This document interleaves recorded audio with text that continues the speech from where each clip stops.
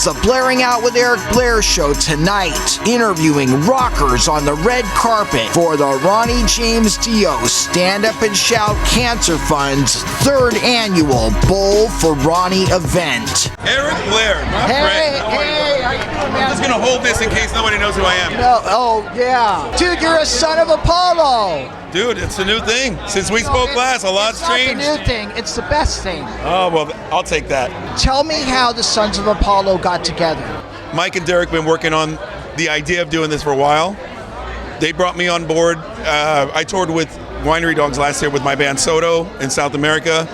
And every night I thought Mike was just checking out the show. Like, yeah, these guys, good songs and blah, blah, blah. He was actually checking me out because he knew that he needed, you know, the guy for the position. So they put me in place without any knowledge of what I was going to bring to the table. So lo and behold, we molded and melded and we pieced this thing together, and it became a monster. With Billy Sheehan and Bumblefoot and Mike Portnoy. I mean, you've got all the creme de la creme of progressive hard rock guys in this band. It's almost like a metal Asia.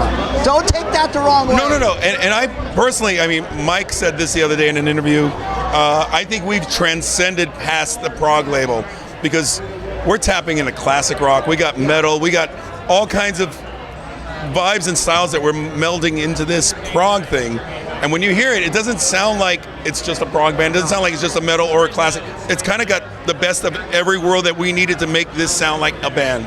We didn't want to make it sound like a project. We needed to sound like a band. That's why it was a diverse melding of our universes to make this thing, and that it came out. Well, you know, we know from rock and roll history that you can be a super group, but if you don't have the songs, it's not very super. And that, yeah. And you have the songs. I think we do. We have a lot of artillery in this band. And then the players, I mean, come on. Everything from the first note to the last drum hit. And Jay Rustin mixed it, and it sounds incredible. Lyrically, where are the lyrics coming from? They came from a lot of different places. One song that will be a single somewhere down the line, it's called Alive. It's one of the first ones I actually co-wrote with the guys. And that one's battling the demons of drug and alcohol abuse. I know too many people, as we all do, that have been through the highs and lows. And Alive is kind of a positive outcome of coming out of this whole battle alive, you know. And it's, it can be spiritual, it can be taken as that, but for the most part, I don't know. I always write lyrics based on what the songs dictate. You know, I listen to the songs. Something doesn't sound like it's going to be about daisies and, you know, running through the forest with a girl. You can't write about that. You got to dive into what it sounds like. Do you have a message that you want to get out, particularly in the lyrics? I always write in double entendre. So whether or not I tell you what it's about, I'd rather you not know, because I'd rather the listener make up their own opinion of what they think it's about, because then it's kind of like reading a book compared to watching a movie. When you watch a movie, you get everything how it's supposed to be, every detail crammed in a 2-hour thing. When you read the book, you have your own imagination of what that's supposed to look like as opposed to seeing it. I do the same thing with lyrics. I don't want you to necessarily know what I mean. I want you to kind of create your own world of what you think I mean. Now, Jeff, everybody knows that, you know, you started off with Yngwie Malmsteen, and that you've been this go-to guy, like Journey grabbed you when they needed a vocalist. And what is the secret to you being able to get along with all of these different personalities over the last 20 years? Just keeping it real, man. All my life, my mother taught me, treat others as you want them to treat you. And I treat everybody with respect. I'm humble. I'm hungry and humble where I'm at. 33 years later, after I started my career, I still want it as badly now as I wanted it when I was 18. So I keep that. I keep grounded. I keep that whole fanboy thing. I never lose that excitement when I'm in a room with my peers. You know, these are my friends for so long, but I still get all giddy when I'm around them because I was a fan of theirs at one point, and I still remain that, and I think that's important. What do you think the greatest adversity that you've had to face to get where you are today? Oh, geez. Time. Perseverance. That's, like I said, it's been 33 years and I'm not a household name by any stretch. I just keep knocking down the walls and just never stop. When something knocks me down, I just get up and keep going. So perseverance, that's got to be the biggest one. But do you want to be a household name? Is that important to you? It is for the sake of security, not necessarily financial, but just that I can continue doing what I'm doing without the struggle of trying to find the next avenue to keep doing what I do for a living. I'm blessed that I can do this for a living. After all these years, there's people that still want to hear me sing. This is all I want to do.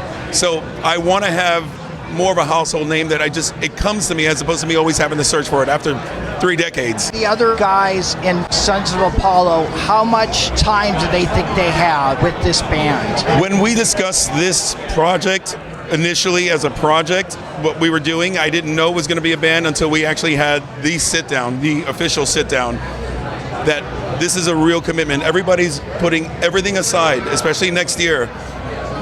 Sons of Apollo, it's going to be our year. It's 2018 is only this band.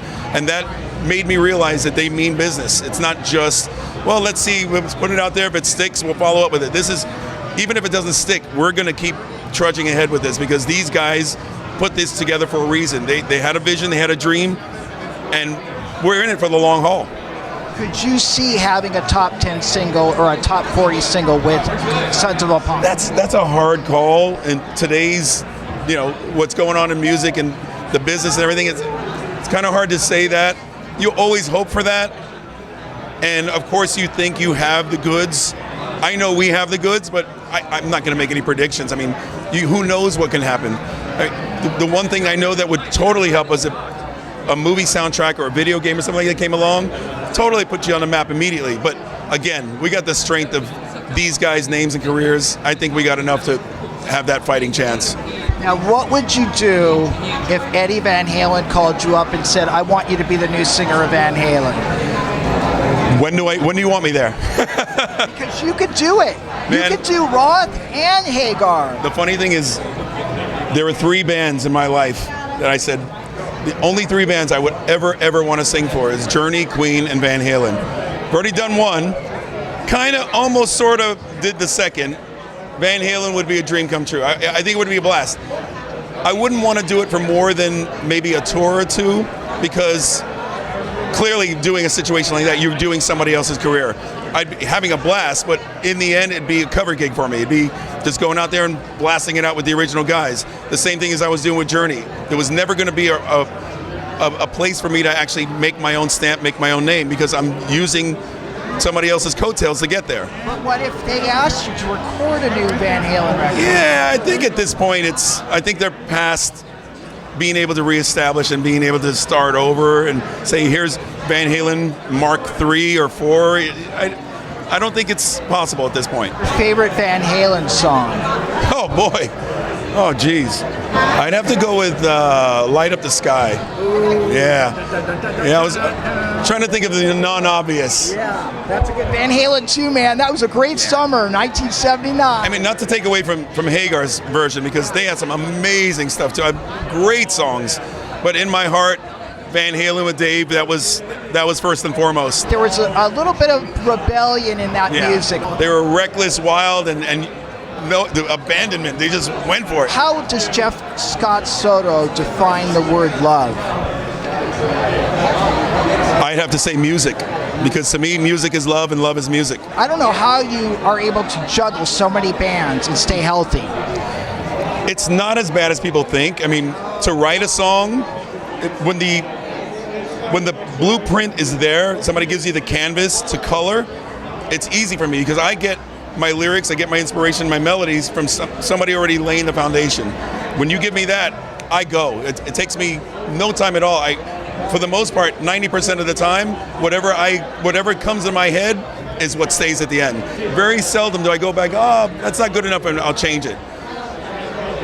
When it comes to singing it, I don't spend a lot of time doing that either. I don't believe in tweaking and changing and fixing. I sing it once, I go, I can fix that, I leave the rest alone. That's been my mantra for the past 3 decades. I don't like to do too much and make it too perfect and too fine-tuned. I'll even leave it pitchy. I don't care, because it's got to sound real, it's got to sound raw, and I want to get the emotion out there. So going back to your question, I can write and record an entire album like I did this new album, the Retribution album, with Howie Simon. We did the entire album from soup to nuts in 7 weeks. We wrote, recorded, mixed, and turned in the entire record in 7 weeks.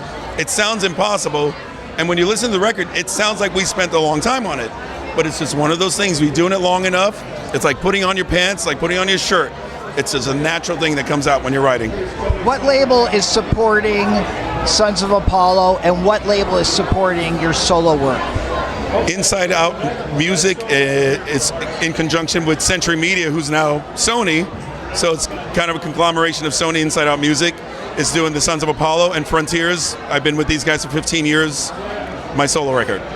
Well, Frontier seems to be embracing a lot of people now. A lot of classic rock and metal. There was no world for them, and now there's a world for them. They're the kings of the mountain for that. They where a lot of these bands got abandoned and they didn't want them anymore. Frontier scooped them all up, and now they've got a huge roster and catalog of just some great stuff that's they're still churning it out. How do you feel about the direction the world's going in today? Does it cause you any agitation or fear or any worry? Not necessarily. For the moment, as you're watching it, as you're seeing it unfold, it does. But man, we've been through so much since we were little. We've watched so many changes happen. There's extremes of how they're happening now, but they're going to happen regardless. I don't change how I feel. I don't change how I'm going to live my life because of whatever radical situations are happening in the world. You can't let them win by living in fear. So you get more aware. You kind of realize I can't just glide through life like I was doing for the past few years. All of a sudden you're looking over your shoulder a little more. But that doesn't mean you stay in your house and lock yourself behind the door. It's not necessary. And with that, God bless you, Jeff Scott Soto. You're a good man. Love you too, man. The Blairing Out Show.